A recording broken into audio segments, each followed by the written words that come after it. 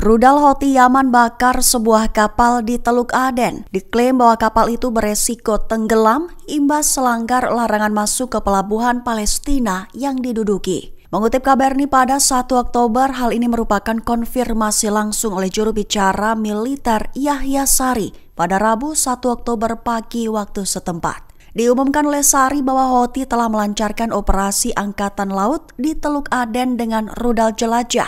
Targetnya sebuah kapal Miner Fagrah merusaknya lalu membakarnya, sekaligus mengklaim bahwa kapal itu beresiko tenggelam.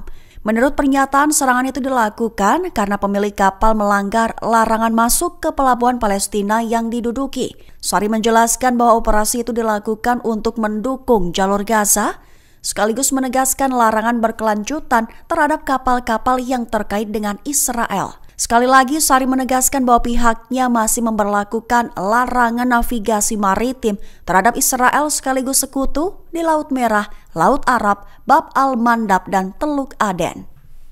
Tentara IDF jadi target pembunuhan Brigada Al-Qassam dari jarak nol. Kerumunan tentara lainnya di kendaraan tempur militer pun juga dilempari bom vakum oleh Qassam. Mengutip KBRI pada 1 Oktober, kabar ini diumumkan oleh Brigade Qassam pada Selasa 30 September 2025 waktu setempat. Lebih tepatnya, Qassam mengumumkan bahwa mereka menyerbu kelompok tentara dari jarak sangat dekat dengan tembakan. Juga sebuah tank Merkava diledakkan dengan bom komando, serta melemparkan sejumlah bom vakum ke dua kendaraan pengangkut personel IDF di lokasi yang sama. Adapun lokasinya di dalam sekolah Suster Rosario di selatan kota Gaza terjadi pada Senin 29 September 2025. Mengklaim serangannya itu telah menewaskan dan melukai sejumlah tentara Israel, mengingat adanya upaya pendaratan helikopter Israel untuk evakuasi. Sementara itu, sebagai konfirmasi media Israel melaporkan pada Senin malam bahwa insiden keamanan terjadi terhadap pasukan tentara Israel di Gaza, mencatat bahwa laporan awal mengindikasikan adanya cedera serius di antara pasukan penyerang. Namun terbaru platform berbahasa Ibrani itu menyebarkan berita tentang evakuasi tentara yang tewas dan terluka dari militer ke 3 rumah sakit besar di Israel. Imbasnya, tentara Israel mengumumkan keadaan siaga maksimum di Gaza setelah serangkaian serangan tersebut.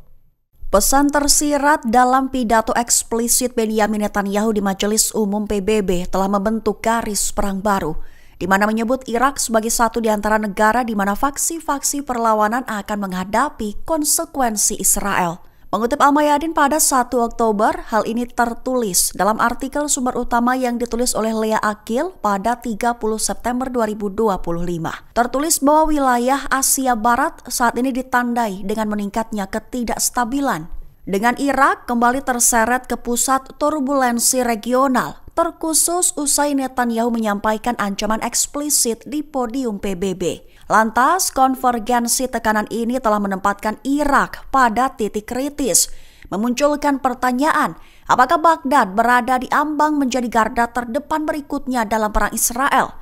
Ataukah telah mengukir peran yang rapuh namun berkelanjutan sebagai pemain stabilisasi di kawasan tersebut? Terkini menanggapi hal ini, Menteri Luar Negeri Irak Fuad Hussein mengecam ancaman tersebut sebagai tidak dapat diterima, menegaskan bahwa setiap serangan terhadap warga negara Irak akan dianggap sebagai serangan terhadap seluruh bangsa. Presiden Amerika Serikat Donald Trump melontarkan ancaman keras kepada Hamas. Ancaman itu adalah setujui rencana perdamaian Gaza dalam 3 atau 4 hari atau membayar di neraka. Mengutip The Times of Israel pada 1 Oktober, ancaman itu dilontarkan Trump dalam pernyataannya pada Selasa 30 September waktu setempat. Diungkap usai merilis proposal 20 poin bersama Benyamin Netanyahu, menekankan bahwa para pemimpin Israel dan Arab telah menerima rencana tersebut dan hanya menunggu Hamas. Sehingga Trump mengatakan bahwa Hamas kini hanya memiliki waktu 3 atau 4 hari untuk merespons, menegaskan bahwa jika Hamas tidak melakukannya, maka akan menjadi akhir yang sangat menyedihkan. Perlu diketahui rencana 20 poin telah diresmikan di Gedung Putih pada Senin 29 September.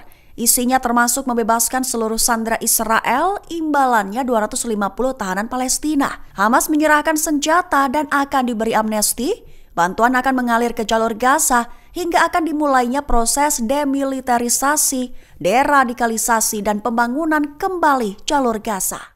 Kapal Aldamir yang berangkat dari pelabuhan Otranto, Italia mengaku akan tetap melaju ke Gaza walaupun mendapatkan ancaman dari Angkatan Laut Italia.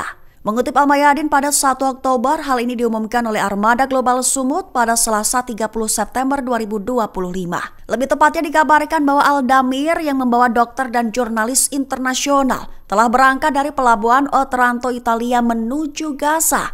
Meskipun ada upaya Angkatan Laut Italia untuk menghalangi misi kemanusiaan tersebut. Menurut penyelenggara armada, Kementerian Luar Negeri Italia memberitahu mereka bahwa fregat Angkatan Laut yang memantau misi tersebut akan segera mengeluarkan panggilan radio, di mana yang menawarkan kesempatan kepada para peserta untuk turun dan kembali ke pantai sebelum mencapai apa yang digambarkan oleh pihak berwenang sebagai zona kritis. Lantas pihak armada pun menolak tekanan itu dengan menyatakan bahwa mereka hadir dengan komitmen menyadari resiko dari misi mereka. Sekaligus mengecamnya dengan menyebut bahwa blokade Israel adalah ilegal dan kebisuan dunia tidak dapat lagi ditoleransi.